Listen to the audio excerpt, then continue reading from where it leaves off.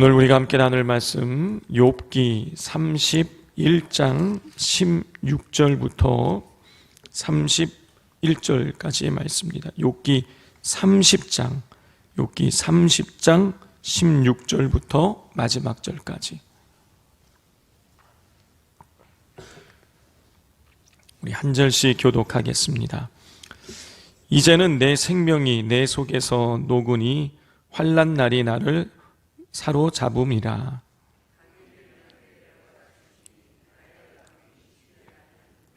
그가 큰 능력으로 나의 옷을 펼쳐 버리시며 나의 옷깃처럼 나를 휘어 잡으시는구나.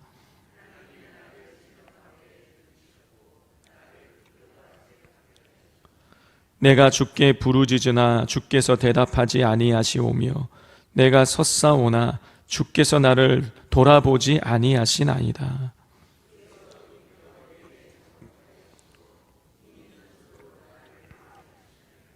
나를 바람 위에 들어 불려가게 하시며 무서운 힘으로 나를 던져 버리시나이다.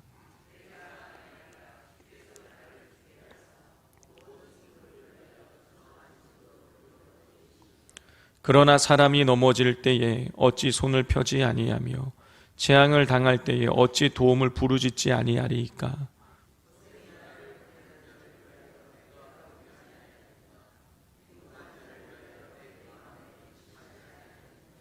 내가 복을 바랐더니 화가 왔고 광명을 기다렸더니 흑암이 왔구나.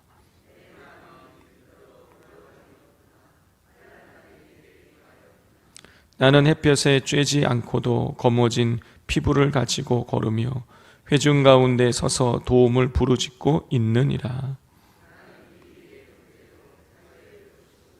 나를 덮고 있는 피부는 검어졌고 내 뼈는 열기로 말미암아 탔구나. 내 수금은 통곡이 되었고 내 피리는 애곡이 되었구나. 아멘. 어제 우리는 욥이 하나님께서 자신의 활 시위를 늘어지게 하셨다라고 한탄하는 장면을 보았습니다. 활 시위가 늘어졌다는 것은 자기가 아주 무능력하게 되었다는 것입니다. 자기가 아무짝에 쓸모없는 인생이 되었다라고 그렇게 자기의 고통을 토로한 것이죠. 자, 오늘 본문은 욥이 자기가 그렇게 과거에 활 시위가 늘어난 것처럼 무능력하고 그리고 쓸모없는 존재로 전락해서 사람들에게 그렇게 존경받는 인생에서 한순간에 비난과 조롱받는 인생으로 전락했다라는 어제의 그 내용들을 오늘은 좀 보다 더 구체적으로 자기가 얼마나 또 어제는 사람들과의 관계 속에서 그런 존경받지 못하는 것으로 인하여서 고통을 호소했는데 오늘은 조금 다른 측면으로 자신이 당하는 어떤 이런 육체적인 고통으로 인한 그 고난 속에서 당하는 그 어려움들을 하나님 앞에 호소를 합니다. 우리 16절부터 19절까지를 우리 교독해 보겠습니다. 이제는 내 생명이 내 속에서 녹으니 환난 날이 나를 사로잡음이라.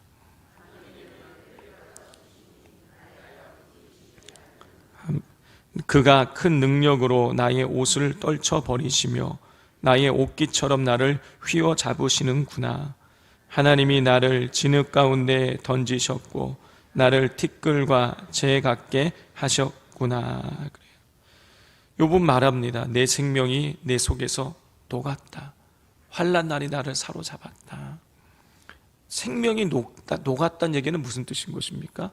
생명의 불꽃이 꺼져가고 있다는 거예요.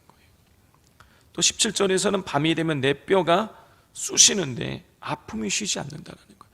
지금 욥은 이 온몸의 이 정수리부터 발끝까지 발바닥까지 종기가 났습니다.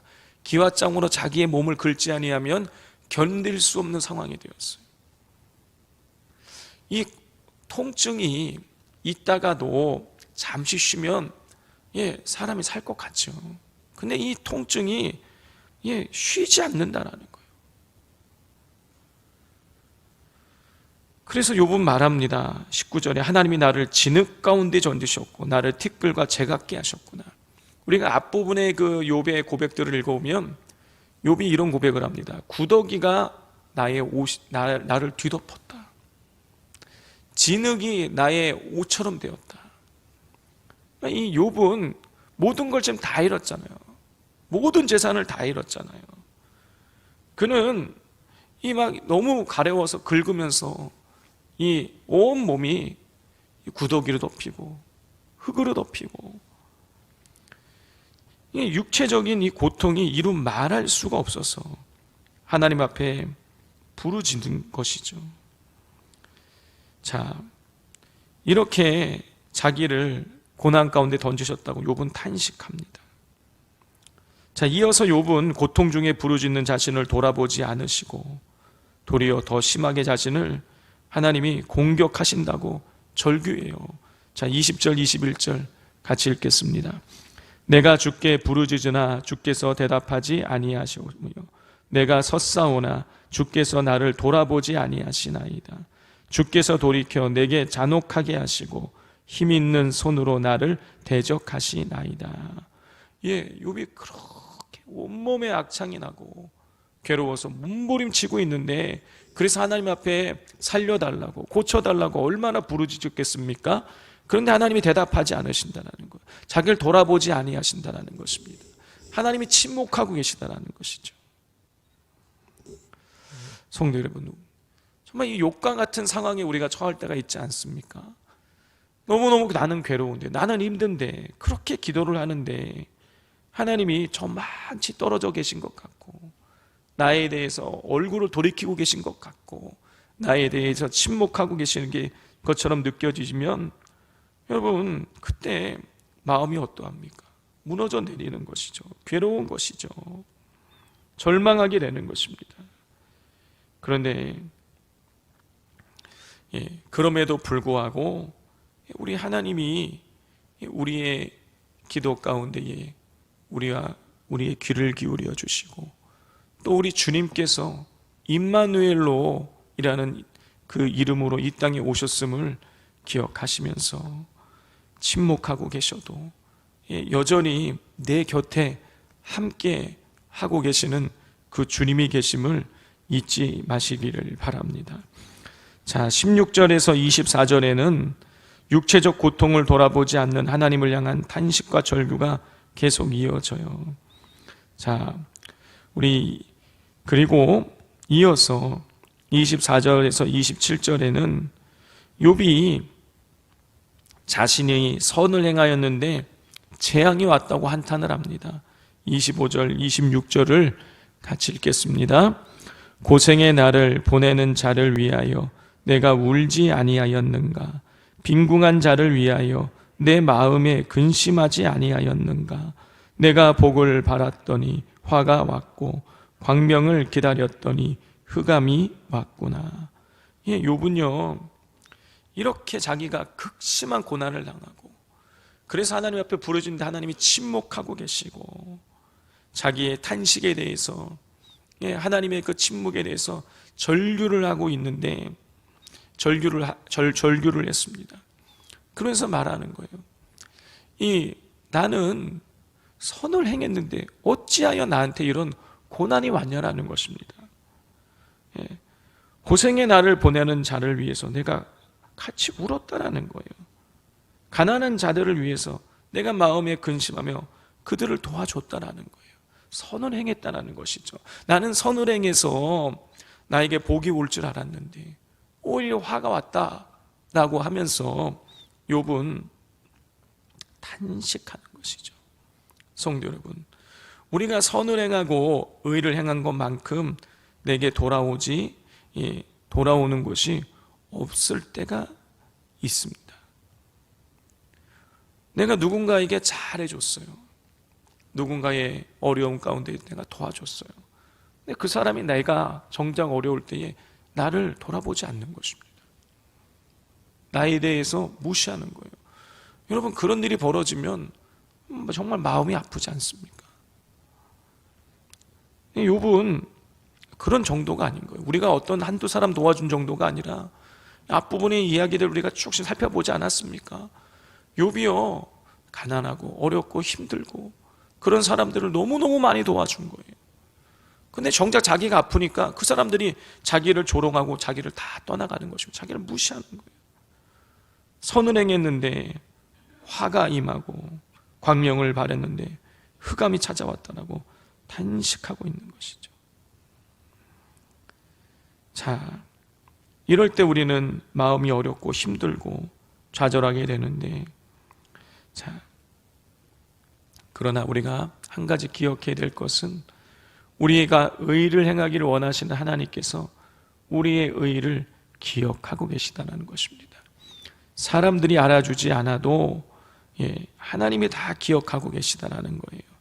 그러므로 의를 행하지만 오히려 고난이 찾아왔다고 해서 좌절하지 마시고 끝까지 선과 의를 행하시는 우리 성도님들 되시기를 바랍니다. 자, 마지막으로 28절에서 31절에서 욥은 마지막으로 회중들 앞에서 공의로운 도움을 구하며 부르짖지만 사람들이 광야의 일이나 타조의 외침처럼 무시를 당했다라고 그렇게 또 탄식하는 장면이 나옵니다. 자, 이런 모습은 과거에 자신이 말을 듣기 위해서 자신을 찾아와 자신을 존중했던 과거와는 완전히 대조가 되는 상황인 것입니다. 성도 여러분, 하나님도 침묵하시고 사람들에게도 모두 배척당하는 듯한 상황에서 욥의 고통은 더욱 깊어갈 뿐입니다. 그러나 우리는 알고 있습니다. 하나님께서 이 고난을 겪고 난 이후에 욥을 더욱 높이셨다는 사실을 우리는 잘 알고 있지요. 성도 여러분, 하나님이 침묵하고 계시다고 해서 하나님께서 아무 일도 안 하고 계시는 것이 아닙니다. 하나님은 쉬지 않고 당신의 백성을 위해서 일하시는 분이세요. 우리가 생각할 때에는 내가 아무리 기도를 해도 이 문제가 전혀 편하지 않는 것처럼 그렇게 보이지만은요, 그게 그렇지 않은 것이죠. 하나님께서는요, 한순간에 일을 해결하시는 것입니다. 홍해를 가르듯이 일하실 때도 있어요. 홍해가 갑자기 쫙 이렇게 갈라진 게 아니에요. 성경을 보면 동풍을 불게 해서 서서히 이 홍해를 가르셨습니다. 굉장한 시간이 소요가 됐어요. 홍해가 갈라지기까지. 그러나 어떻습니까? 여리고성이 무너질 때까지는요, 일주일 동안 계속 도는 거예요. 아무 일이 일어나지 않아요. 하루, 이틀, 6일을 돌아도 아무 일도 일어나지 않아요. 그러나 마지막 7일째에 그렇게 기도하자, 돌면서 외치자 어떻게 됩니까? 한순간에 무너지는 거예요. 하나님이 홍해처럼 우리의 문제를 서서히 해결하실 때도 있지만 어느 순간에는요, 여리고처럼 한순간에 무너뜨리시는 거예요. 우리의 문제를 우리가 그러므로 우리가 여리고성 돌듯이 내가 하루, 이틀, 3일, 4일, 5일, 6일 돌았는데 아무 차도 없다고 우리가 포기하면 안 되는 것입니다. 끝까지 어느 한순간에 하나님이 역사하셔서 무너뜨리시는 역사를 일으키시기 때문에 우리는 좌절하지 말고 낭망하지 말고 끝까지 하나님을 의뢰하며 부르짖어 기도할 수 있어야 하겠습니다. 이 시간 우리 같이 기도하기를 원합니다. 하나님, 제가 끝까지 하나님을 신뢰하겠습니다. 좌절하거나 낙심하지 않겠습니다. 하나님이 저희에 대해서 침묵하시는 것처럼 보여도, 상황이 아무 변화가 없는 것처럼 보여도 하나님, 제가 끝까지 하나님을 신뢰하며 기도하며 나갈 터이오니 하나님, 우리에게 이 여리고성이 무너지는 역사가 우리 안에도 일어나게 해달라고 간절하게 기도해 주시고, 수요 예배를 위하여서 또 비전센터의 문제도 하나님께서 역사해 달라고 이 시간 주여 삼창하고 부르짖겠습니다. 주여, 주여, 주여.